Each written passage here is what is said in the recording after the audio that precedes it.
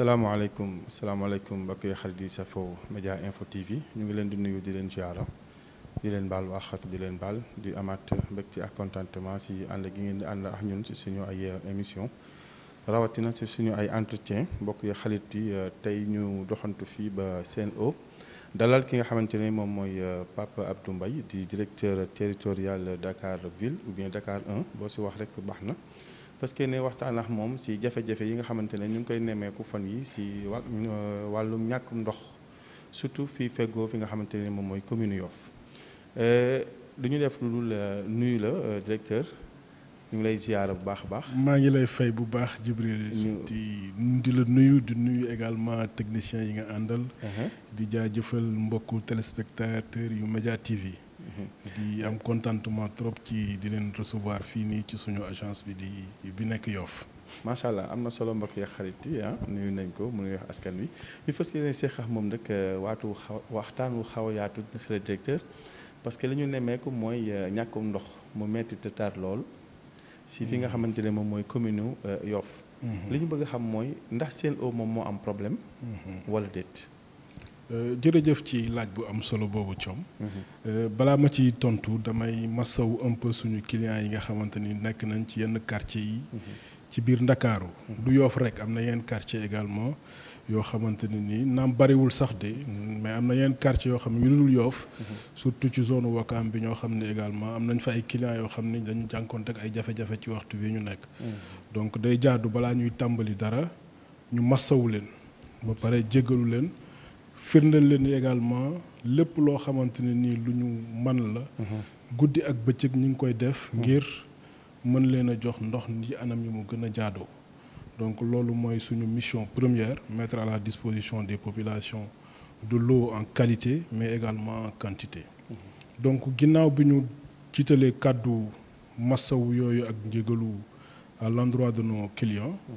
pour expliquer un peu rek phénomène bi nga xamante ni moom la ñuy jànkonteel temps yi mooy ñun li ñuy wax suñu jargon la demande de pointe mooy boo xoolee nit li muy soxla ci ndox dafa am soxla boo xamante ne nii mën nañ ko toll tënk ci soxla ci benn jour.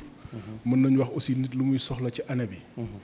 donc ba tax dañuy wax ni dafa am lu ñuy wax la pointe journalière mooy moment bi nga xamante ni fa la demande bi di gën a amee doole ci journée bi. wala ñu ne. la pointe annuelle mooy moment bi nga xamante ni fa la soxla bi di gën a baree ci at mi. boo jëlee ci bis bi. day nekk moment yi nga xamante ni day tolloog suba gi bu nit ñi xëyee bay waaj a dem liggéeyi. day nekk période de pointe ndax ñëpp dañuy soxlaa noonu ndox. voilà nit ñi également bu ñu demee ba ay midi 13h jël pause. boobu également day correspondre ak beneen moment de pointe parce que nit ñi dañuy dellusiwaat ci kër yi. élèves yi ñu ñëwaat ci kër yi soxlawaat ndox bu bari. bu ñu demee ba ay 19h. mu nekkaat beneen moment de pointe parce que nit ñi dañuy wàcc liggéey. ñëw également soxla ndox. donc loolu mooy pointe yi nga xam ne moo mën a am ci biir journée bi. ba pare ngeen taamu ci pointe yooyu di si ñàkk ndox. xaj ndox maa ngi ñëw ci loolu boo demee ci at mi. également dafa am ay périodes yoo xam ne ci at bi.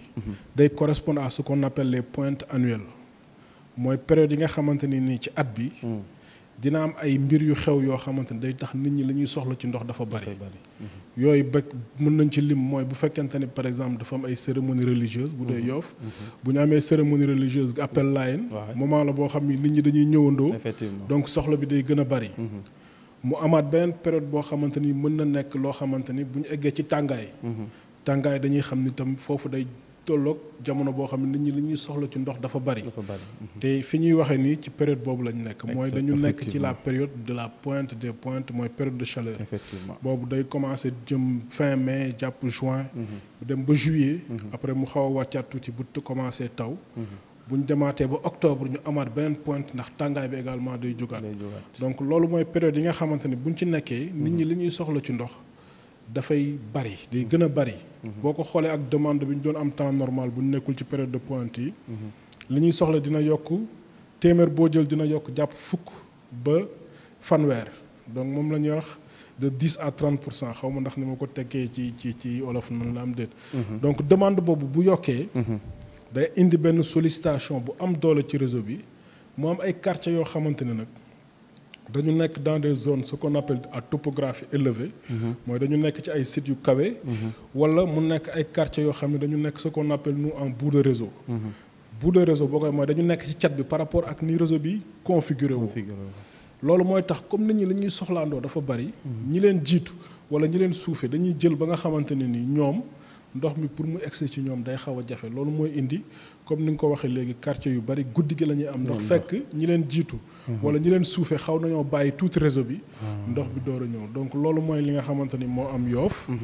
moo am boo demee Jàmmalaay moo am également soo demee côté bi nga xamante ni mooy Wakaam. boo demee côté Mamel également. loolu lañ fay nemmeeku donc loolu mooy li nga xamante ne ni moo mën a expliquer un peu jafe-jafe yi ñuy dund période bii nii moom nga xamante ni c'est vrai véritablement benn période de pointe bu xaw a. mais ni ñu constaté monsieur le directeur mooy dafa jël boo jëlee 3 mois presque si ginnaaw. la ñu commencé di dund loolu. loolu ba tey même explication bi donc moom laa lay wax xam nga dama ni la pointe bi dafa nekk loo xam day commencer ak chaleur bi. soo jëlee. day nekk une en fait sur le temps de présence d'eau réduction bi day évoluer plus muy gën a tàng muy commencer mën nga commencer doon manquer ndox 1 heure mais nga dem ba ci bi yàgg ngay commencer di ko manquer pendant 2 heures 4 heures. loolu moo tax ci amoon na ay jamono ci ginnaaw ngeen commencer woon di ko sentir tuuti doo am une certaine continuité mais ñu demee ba période bii nag nga gis ni discontinuité bi day gën a am doole. ba dafay laaj sax ñu indi ay citernes mais boo xoolee ay jamono ci ginnaaw. Dakar yëpp amul fenn foo xamante ni doon nañ fa yóbbu citerne ndox pour di leen may ci daanaka ci ñaari semaines yi nii ci semaines yi passé nii lañ commencé renforcer citerne yi bu baax a baax. ngir mën a soulager un peu population yi. mais bu ñu constaté au niveau de Yoff de Yoff ñun bokkoon nañ ci zone yi nga xamante ne nii bu la benn doon tëj. ñooy mujjee tëj. ci mujjee am ndox la ñuy doon. mais léegi dañu constaté ne bu ñu nee tëj rek balaa mu ñu tëj sax ñu tëj ñun. loolu lan moo koy expliquer même. non parce que loolu li koy expliquer mooy xam nga li ñu naan l'évolution démographique. xam nga dëkk dafay màgg te Dakar dafa bokk ci capitale yi nga xamante ni seen évolution démographique seen croissance. boo jëlee ci réew ni mu dafa jéggi dayoo daanaka. boo xoolee daanaka dëkk bi lépp ay chantier la. te du nekk ay chantier yu mag lépp ay immeuble la beaucoup de projets donc ce qui fait que la croissance démographique est très forte. Effectivement cette croissance démographique. si bu yokkoo nag dafay am incidence ci réseau bi c'est-à-dire day am ay évolution réseau bi aussi day évoluer maanaam dañ koy topp ànd ak moom. mais da ngay gis ni la configuration du réseau day évoluer loolu moo indi actuellement Yoff li koy alimenter mooy réservoir bi nekk Mamel. te boo jëlee Yoff mooy quartier bi réservoir bi di mujjee jox. loolu la ñuy wax ñun bout de réseau. est-ce que tu vois donc loolu mooy indi explication boobu noonu. fi mu nekk nii lañ lañ mën a xaar kañ lañ mën a xaar pour ñu am situation bu normale. déjà je pense que ni boo xoolee amélioration commencé na am parce que comme ni ma ko expliqué léegi nii am na ay mbir yu bari yoo xam ne moom lañ commencé di lënkale pour mën a taxaw pointe bi déjà li nga xamante ni commencé woon nañ ko def te léegi muy commencé mooy déjà avant ñu ci dugg rek commencé woon nañ une communication à l'endroit des utilisateurs parce que comme ni ma ko waxee. c'est vrai que Yoff bokk na ci. mais quartier yu bari ci Dakar. une grande partie des quartiers de Dakar ne subit pas ces mêmes tensions yi nga xam ne moom lañ gis Yoff.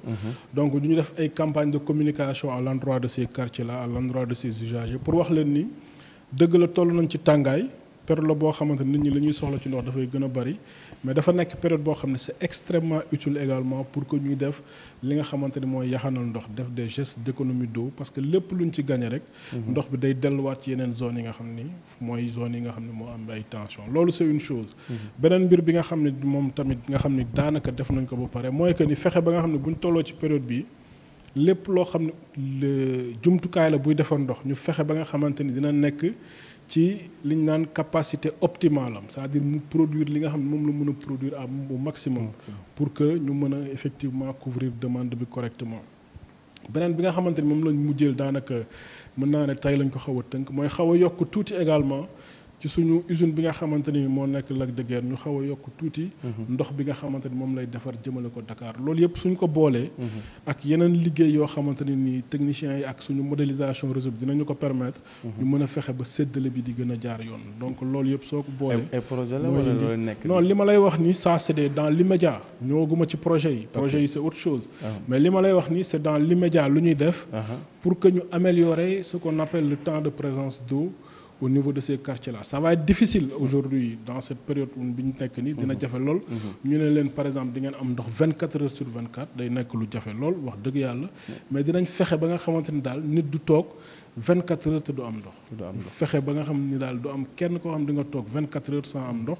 mais nga am déjà temps boo xam ne ndox dina ñëw di nga mën def say utilisation te également def say réserve ba nga xamante ne ni di nga mën a traverser cette pointe conjoncturelle nga xamante ni daanaka léegi ñu dépassé ko. beneen problème bi si am par rapport ak li nga wax mooy communication léeg-léeg du ñu xam parce que da nga yeewu rek ubbi sa robinet du ubbeeku doo xam ban heure lay ñëw. gisoo benn communication parfois sax nga jot benn communiqué ñu ne fake news après. ñu ne maanaam ñu ne loolu ñoom waa seen heure joxewuñu ko. ñeneen ñoo ko joxe mooy fake news rek si ma ko mën a tekk si wolof. donc léegi pourquoi doo leen communiquer wala seen cellule de com amul leen cellule de com. je pense que communication dafa nekk loo xamante ne nii jàpp nañ ni mooy loo xam ne dañ naan du doy mukk. du doy communication moom du doy mukk maa ngi ñëw ci sa question bi. mais boo gisee ma wax la communication du doy mukk dama bëgg a enchaîner sur le fait que ni exercice bi ñuy def nii c'est une communication à l'endroit des populations mais au-delà de cela. yàggul dara j'ai fait une émission au niveau de la RTS yàggul dara je suis intervenu au niveau de Sud FM. iRadio également je suis intervenu là-bas c'est dire que en fait nous faisons des actions de communication. boole ci également sur les réseaux sociaux nous sommes très présents. que ça soit sur Facebook que ça soit sur LinkedIn que ça soit sur Twitter l'ensemble des réseaux yi nga xamante les réseaux sociaux nous sommes présents ñu ngi expliquer maintenant il est vrai que comme tu as dit tout à l'heure comme ni ma ko waxee léegi communication moom du doy moo tax c'est des exercices que nous essayons de faire pour étendre le maximum possible l'information au niveau des usagers et aussi nous sommes en étroite collaboration ak ñi nga xamante ni ñooy délégués de quartier yi.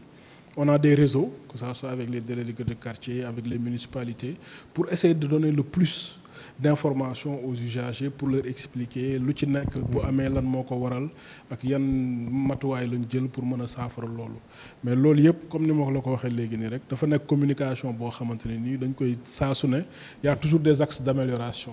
Y a toujours des axes d'amélioration et nous prenons ça en compte pour davantage également donner la bonne information aux populations. surtout parce que fi mu nekk nii xamuñu fan la waa net di muccee gëtam fi mu nekk nii. xamuñu ko ñu lay affaire yi di ñëwaat normal parce que jamono jële il y a même pas un an presque un an ñu au niveau de Nord Foire Yoff Nord Foire ñu doon ñaxtu lu mel noonu parce que seen ndox mi bu ñëwee dafay marron dafay nekk ndox moo xamante kenn mënu ko naan ngeen joxe su ay explication mais jusqu'à présent dañuy nemmeeku tamit ba tey ne affaire bi dafay des par rapport des fois ngeen joxe explication mais bu ñu demaatee ba ci kanam la woon mooy ñëwaat lan mooy problème bi des fois da ngeen di bluffé da ngeen di sëlëm gars yi nangu leen wax li ci nekk dëggantaan wala mukk du c'est absolument pas ça déjà dañuy wax ni xam nga dans en fait le processus en fait d'amélioration c'est un processus continu également ndox bi également boo gisee projet yi également c'est un processus continu lu ñuy réaliser je pense que daaw wax nga ni Nord Foire moo amoon ay jafe-jafe ren on n'entend pas yow Nord Foire ñu ngi dégg plutôt peut-être côté Yoff beeg yooyu. mais peut-être si Yoff la c'est commune Yoff la. non je suis d'accord mais je veux dire xam nga da nga wax ci commune Yoff dafa yaatu dafa bëri ay quartiers. effectivement Nord Foire l'année dernière c'était vraiment le point très névralgique boo xamante ni y avait des difficultés. effectivement. Par la grâce de Dieu ak les efforts yi nga xamante ni fournir nañ ko on est arrivé à régler plus ou moins le problème de Nord Foire maintenant dañuy évoluer. mais loolu dafay fréquent parfois même au niveau de Yoff traditionnel loolu dafay am des fois nga tijji robinet bi fekk ndox mi kenn maara di taal. loolu dinaa ñëwaat un peu ci aspect qualité ndox bi loolu dinaa ci ñëwaat un peu balaa ñuy jeexal kii bi mais dama bëgg a continuer ci Nord Foire pour enchaîner un peu sur li nga xamante ne ni mooy les grands projets yi nga xamante ne ni mooy boo jëlee ce qu'on appelle le schéma hydraulique le schéma en fait de sécurisation de l'alimentation en eau potable de Dakar dafa am ay projets yu mag yoo xam ni moom la état bi tënk boo jëlee ci nga xamante ni mooy fukki at yu mujj yi nii état du Sénégal mobilisé na lu toll ci 500 milliards lépp mu jëmale ko ci wàllu ndox loolu je pense que dans l'histoire du Sénégal ça ne s'est jamais réalisé ça n'a jamais été en l'espace d'une décennie ñu mobiliser autant d'argent pour le secteur de l'eau te xaalis boobu ça a servi à réaliser des projets yoo xamante ni pare na bañ mettre ko en service ak yeneen projet yoo xamante ne ni c'est en cours pareegul parce que mbirum ndox dafa nekk loo xamante ne ni c'est pas que da nga yor xaalis rek pare léegi. jooju malgré tout ça ñuy am problème ndox ba léegi. non moom laa la wax dama ne la am na yu pare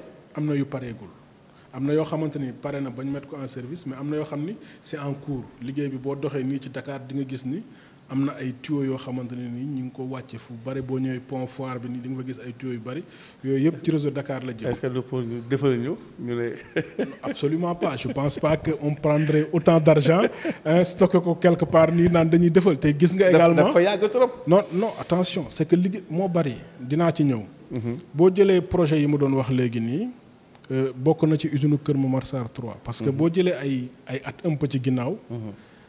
Dakar waxuba la ay parce que léegi nii quartier dañuy wax Yoff wax Wakaam et cetera mais amoon na ay jamono ci ginnaaw quartier daanaka Dakar yépp ñoo manqué woon ndox ñun demoon nañ ba toll ci identifier 403 quartiers yoo xamante ne nii.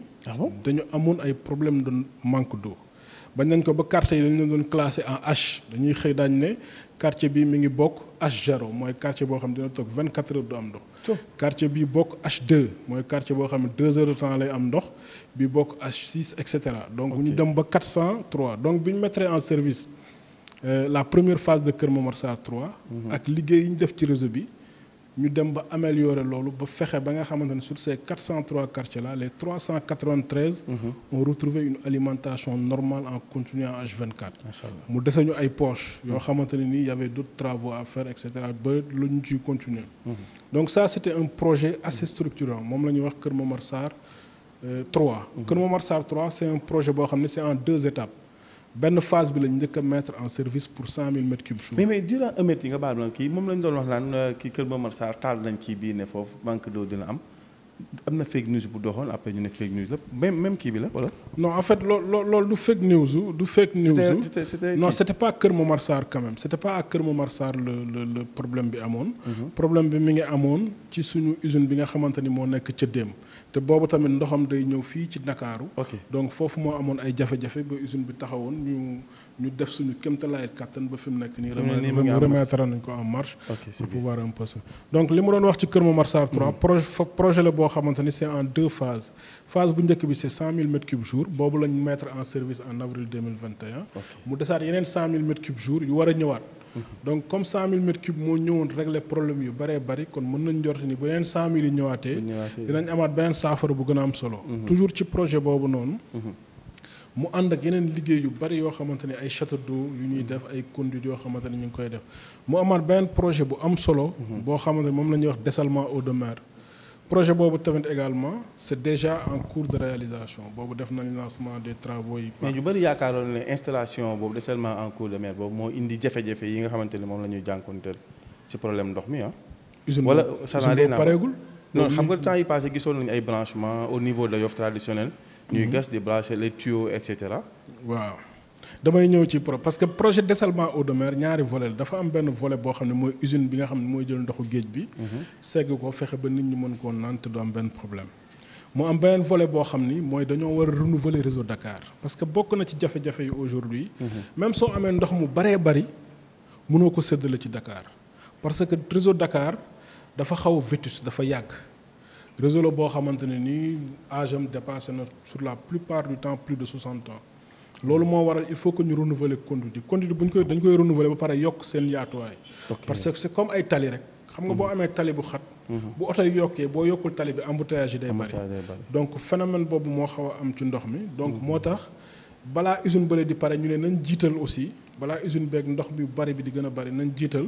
renouveler li nga xamante ne mooy conduite d'eau yi donc loolu moo waral nga gis ñuy gas un peu partout que ça soit surtout à Yoff dans cette partie là nga xamante ne dañ fa soxla trop renouveler tuyaux yi pour que bu ndox bi gën a ñëw mu distribution bi gën a yomb am na solo ah fi mu ne la mooy seen projet bi gën a mag projet yi nga xamante ni moom laa la wax léegi projet yi gën a mag mooy c'est d'abord l'usine de Kër Momar Sarr ñu jeexal ko def la deuxième phase pour arriver à 200 000 mètres cubes jour beneen projet bi également mooy dessalement eau de mer nga xamante ne ni moom war na egg ci 100 000 mètres cubes par jour première phase bi day nekk 50 000 deuxième phase bi ñu yóbbu ko ba 100 000 mètres cubes jour. mais dessalement boobu ñu bëri woolu ñu ko nag.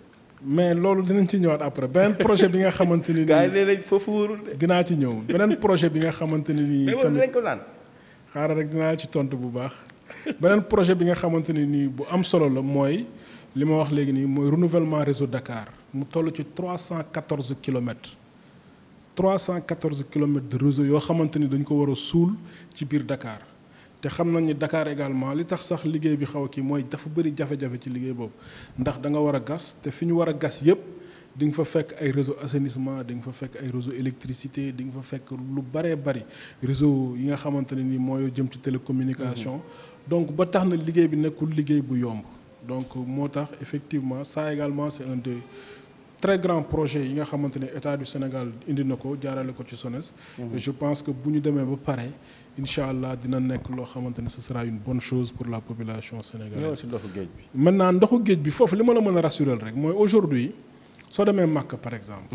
dessalement de eau de mer la ñuy naan. donc ay réew yu bare ci àdduna ndoxu géej la ñuy utiliser di ko traiter ba nit mën koo naan donc aujourd'hui c'est juste rassurer que ni technologie ak avancement àdduna egg na foo xamante ne nii lu bëri lu nit doon xalaat ni mënul nekk effectivement lu mën a nekk la recherche yi wane nañ ko te domaine boo mënta jël je pense que même yéen seen domaine sax amoon na ay jamono yu bëri dañ doon wax naan lii mënul nekk.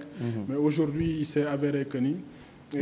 évolution wane na ni lu mën a nekk la donc c'est la même chose pour dessalement bi ça rassurez-vous que c'est une possibilité c'est déjà vécu ailleurs du Sénégal moo ko njëkk a def quand même. ah mais gars yi xëy na bon test la peut-être.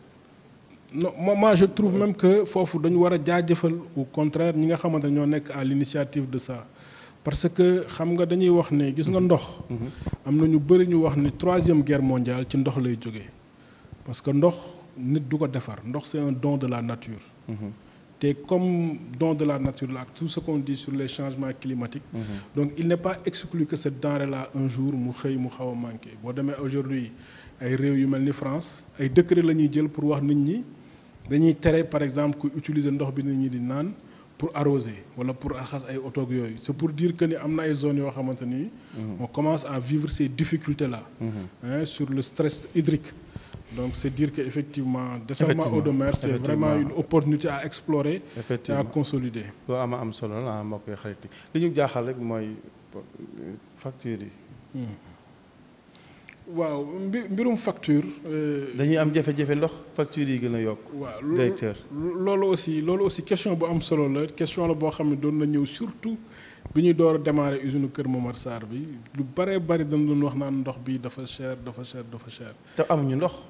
waaw damay ñëw ci loolu déjà damay njëkk a dem ci benn mbir mooy. xam nga boo jëlee secteur de hydraulique dafa am ñetti acteurs ñoo koy gérer. dafa am état du Sénégal nga xamante ni moom mooy définir lu ñuy wax la politique de l'eau au niveau du Sénégal ba pare moom mooy administrer tout ce qui est tarif c'est-à-dire ndox li muy jar état du Sénégal rek moo am sañ-sañu wax ni ndox bi prix bii lay jar mu am beneen acteur boo xam ne mooy SONES kooku moom mooy liggéey également ci wàllu état moom mooy tabax usines yeeg yooyu bu paree mu daat koy jox SEN'EAU mooy 3e acteur bi pour que SEN'EAU mën a toppatoo usine bi ba pare ba nga xam ne du paan ba pare séddale ndox bi ci clients yi ba pare dem facturer leen donc ci facturation bi li ñuy njëkk a constaté mooy que ni depuis 2015 prix mètre cube bi changé wul c'est le même prix moom la nit ñi di fay boo jógee ci loolu règlement du service de l'eau daf ne client bu nekk yaa ngi koy facturer ci anam yi mooy dañuy ñëw tegal ko benn compteur yow nii rek nga ko mën a facturer du neneen mooy ñaari weer yu nekk nga ñëw lire compteur bi waxuñu nga ñëw taxaw da ngay ñëw lire li compteur bi bind boo liiree li compteur bi bind nga xam ñaata mètre cube la nit ki consommé nga daal koy appliquer le prix bi nga xam ne moom la état bi fixé mu daal di nekk prix facture am loolu mooy li nga xamante ni mooy facturation c'est vraiment encadré te boo jëlee compteur bi également c'est un appareil comme appareil yu ñor ni yëpp c'est des appareils qui sont homologués. des fois appareil bi day daw sans ñu am ndox. moom la xam moom parce que appareil bi normalement warul daw sans ñu taal sans ñu ubbi robinet bi. moom laa dama ne la appareil bi nga xam ne mooy mesurer ndox. waaw compteur la te compteur en fait c'est homologué c'est-à-dire c'est des en fait c'est les services du commerce du ministère du commerce ñoom ñooy valider lépp loo xamante ne compteur bu ñuy poser la et je pense que également un peu partout également dans le monde ce sont des compteurs ñooy mesurer maintenant li ci nekk mooy xam nga dama la waxoon avant ñuy mettre en service Kër Momar Sarr 3 quartier yu bari daawuñu am ndox. waaw léegi quartier yu ci bari 98% de ces quartiers dañuy am ndox 24 heures sur 24. donc li nga xamante ni mooy li ñu daan consommer 100 000 mètres cubes jour yooyu noonu. bi ñu ñëw dañ ko séddalewaat ci même nombre de kër yi fi nekkoon donc ñooñu à quelque part seeni consommation dafay yokk parce que effectivement boo ci dul bàyyi xel parce que ñun ñëpp on est en Afrique au Sénégal en général boo demee ci kër yi. borom facture bi rek mooy bàyyi xel ci yu bari. ki nga xamante ne mooy fay facture bi kooku mooy bàyyi xel ci yu bëree. c'est vrai donc dëgg la de voilà ba tax na li ñuy gën a def rek mooy sensibilisation fexe ba nga xam ne nit ñi. ku ci nekk daal nga xam ne même bu dul yaay fay facture bi aussi. yaxanal ko da ciy nekk loo xam ne solo beneen bi aussi jusqu'à présent gisuñu ne indi ngeen facture aussi dafay la fay yéex. parfois aussi nga am problème mu ñu ne la indiloon nañ la facture te fekk yow jotuloo si. nga ñëw facture bee ñu lay wax problème mu coupure et tout ça loolu tamit nan la ko seen war a mën a régler. bu dee facture yi je pense que. mois bi aussi jotuñu facture. non parce que dafa exeegul parce que facture yëpp ñu ngi door a fini pare relève bi bu ñu wàccoon ci suuf léegi di nga gis tiré nañ pilu facture yi dañ ko commencé distribuer du yàgg dara donc loolu ñu ngi. ci est-ce que lu problème mu ndox li mu amul moo tax ngeen xaw a xof pour joxe facture yooyu noonu. absolument pas parce que li ma la wax dama ne la boo jëlee la grande majorité des quartiers amuñu problème mu ndox. fi am kon ñëpp ñoo si bokk yëpp kenn joxe fi mu nekk joxeeguñ fenn ñëpp amul fenn. ñi am ndox ñi amul ndox amul fenn fu ñu joxeegum ñëpp la ñuy joxe ndox parce que ñun ak clients yi relation bi je pense que eggul foo xamante ni dañuy daw ba dem ba ragal a egg ci clients yeeg yooyu parce que effectivement service la boo xam ne dañ leen ko war a jox bu ñu eggee ci ay période de difficulté dañ leen di wax effectivement lii mooy difficulté jotewul ak dara joxe facture donc ça rassurez-vous on n'a pas de difficulté sur la facturation. madame mi ma monsieur le directeur parfois nit am facture 4000 francs ngeen indil ko bon de coupure teg ci 8000 francs ku amul problème ku am problème mu fay 4000 monsieur le directeur ngeen indil ko bon de facture coupure du moins teg ci 8000 francs mu nekk 12000 et poussière monsieur le directeur ko loolu mooy ko dootu amati ndox. waaw dëgg la c'est vrai que loolu également c'est une grande question boo xamante ni ñu bari doon nañ ko poser mais xam nga lu ci nekk xam nga li ñu naan. c'est des lois et des règlements quelque part mooy que ni dafa am lu ñoo xam ne moo ñu tënk ñun ñëpp mooy la ñuy wax le règlement du service de l'eau moo ne nii la ñuy appliquer c'est-à-dire parce que dafa nekk également ci ay critères de pérennité bu ñu bëggee génn bis ci lépp loo xamante ne mooy jafe-jafe ci wàllu ndox ak yu bëreek bëri il faut que service bi nga xamante ne dañ koy def nit ñi également di ko fay moo xam ak nu mu mënti toll ba tax na dañ ne bu fekkente ni nit ki nga xamante ne ni dafa dem ba am facture boo xam dafa am ay impayés dañoo tënk rek nga ne quel que soit le montant de l'impayé li nga xamante ni mooy frais de rétablissement yi bu ñu ko fermé ci anam bii lay toll loolu bu ñu koy tënkuñu ko ci facture bi nu mu toll même bu dee facture bi 100 francs xam nga fu ñu ko tënk. dañ ne en fait pour que ñu mën a def ce qu'on appelle le recouvrement wala ak li ci topp yépp bu fekkee nit ki ñëw na ba waxtu bi mu war a fay te fayul. loolu déjà c'est un manque à gagner pour.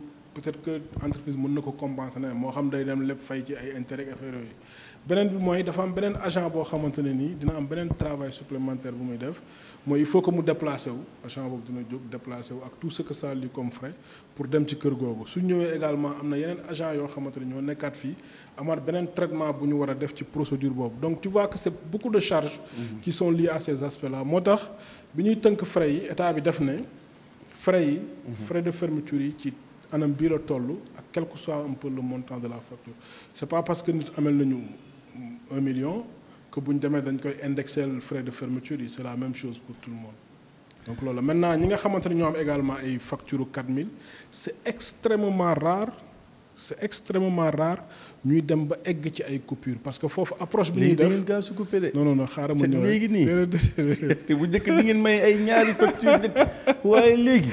non léegi seen eau moom. gis nga approche bi ñuy def c'est de approche clientèle la ñuy gën a favoriser parce que ñun bu ñu sañoon du ñu couper kenn wax dëgg yàlla coupure moom on le fait quelque part malgré nous mais bu ñu sañoon du ñu couper kenn moo tax dañuy favoriser approche clientèle bi dem. waxtaan ak client bi xam un tout petit du ñu bañ sax. bañ nañ ko yow monsieur le directeur lii nii defu leen ko si terrain bi de lii approche clientèle bi ngay wax nii waaw baal la yàlla baal la. egg nañ ci sax ba ne client bi bu demee ba gis ni dafa am ay jafe-jafe pour fay facture am ñu xool ay modalités yu ñu ko koy yombalale à travers des moratoires. ku am jafe-jafe fay facture nan lay def day ñëw fii mu waxtaan ci ak yéen. c'est-à-dire képp koo xam ne am nga facture. boo xamante ni avant délai bi di egsi. ñu ne la par exemple facture bi le 10 le dernier délai bi yow avant le 10. mu wér la ni yow facture bi mënuloo ko fay. ci le 10 am nga possibilité nga ñëw ci agence bi nga leen. damaa bëgg au lieu ngeen defal ma délai bi le 10 ngeen puusal ma ko ba le 20. loolu dañuy dugg ci machine bi rek puusal la ko ba le 20 pour que bu le 20 ñëwee nga fay. mën nga wax leneen tamit mën nga ñëw daan na leen man day xam naa le 10 bi dina jafe ci man. waaw mais damaa bëggoon dugal dara. li ci des ngeen may ma daw ba beneen période. loolu yëpp ngeen koy def loolu aussi boo ñëwee ñu defal la ko. par contre li compliqué des fois mooy nit. quelque part day am facture nit ñi xamuñu. mooy communication bi il faut ñu koy yokk. effectivement foog ngeen yokk communication bi d'accord naa mooy exercice yi ñuy def nii. incha allah il faut que ñu yokk communication bi du doy mukk. franchement du doy mukk mujj gi. ben xanaa di leen jaajëfal bu baax a baax. di leen jaajëfal ci opportunité bi ngeen ñu may pour ñu mën a waxtaan ak suñuy clients également yokk communication bi comme ni nga ko waxee. mais aussi di lancer un appel très fort à l'endroit de tous les utilisateurs que ni jamono yi bii ñu toll nii nit fu mu mënti nekk moo xam ci bureau moo xam nga nekk ci école yu mag yi. université gi yooyu moo xam nga nekk ci yu bëri dañu nekk ci jamono boo xamante ne nii on a besoin d'une certaine solidarité sur les gestes d'économie d'eau. C'est extrêmement important parce que bu ñu nekkee ci période yu toll nii. duy rafet des fois ngay gis wala du lu xel mën a nangu. nga gis ne am na ay quartiers yoo xam ne am nañ ay jafe-jafe ndox nga gis koo xam ne moom mi ngi ci arrosage bu xaw a doy waar. wala mu nekk ci yeneen utilisation yoo xamante ne nii c'est pas des utilisations indispensables donc foofu c'est un appel que nous lançons à l'endroit de l'ensemble des populations pour wax leen ni c'est le moment de penser aux économies d'eau d'ailleurs par rapport à facture yi moo tax ñun dañ naan yaxanal sa ndox yaxanal sa poos boo économiser non seulement di nga favoriser ñeneen ñi am mais par la même occasion aussi di nga favoriser sa consommation ndox wàññeeku parce que comme ni ma ko waxee tàngaay bi rek boo deful nag da nga am tendance di utiliser après bu facture bi ñëwee nga ne mais comment voilà donc yooyu dafa nekk loo xamante ni mu bëggoon nekk suma appel beneen bi mooy encore une fois di tëjee ci ni nga xamante ni mooy waa Yoff waa Wakaam soo jëlee quartier yooyu yëpp di leen encore une fois di leen te wax ni ñu ngi leen di masaw ci jafe-jafe yi xam nañ ko on mesure ça à sa juste gravité xam nañ un peu complication yi et que ñi ngi def suñu kéemtalaayal kàttan ñun ak ñi nga xamante ni ñooy liggéey Sen'Eau yëpp ci kaw ba ci suuf tous les jours on est en réunion de crise quasiment on est en réunion de comité de suivi de l'AEP pour voir un peu yan action lañ mën a def pour améliorer li nga xamante ni mooy ndox bi te ñu ngi jéem a accompagner également population yi à travers un dispositif de camion citerne boo xam ne ñu ngi koy renforcer rien que sur toute cette partie de Yoff Ouakam aujourd'hui on a déployé pas mal de au moins une quinzaine de citernes pour pouvoir un peu accompagner les populations. macha allah am na solo mbokk yi xarit yi mu nekkoon entretien boo xamante ne ni monsieur le directeur Pape Abdou Mbaye accordé nañu ko di directeur territorial de Dakar Ville wala Dakar 1 boo si wax baax na mbokk yi xarit yi doon waxtaanee jafe-jafe yi nga xamante ne ni ñu ngi koy jànkonteel saa su nekk si problème mu ndox mbokk yi xarit yi di leen dox dig si beneen entretien beneen invité salaamaaleykum wa rahmatulahi taala wa barakaatu.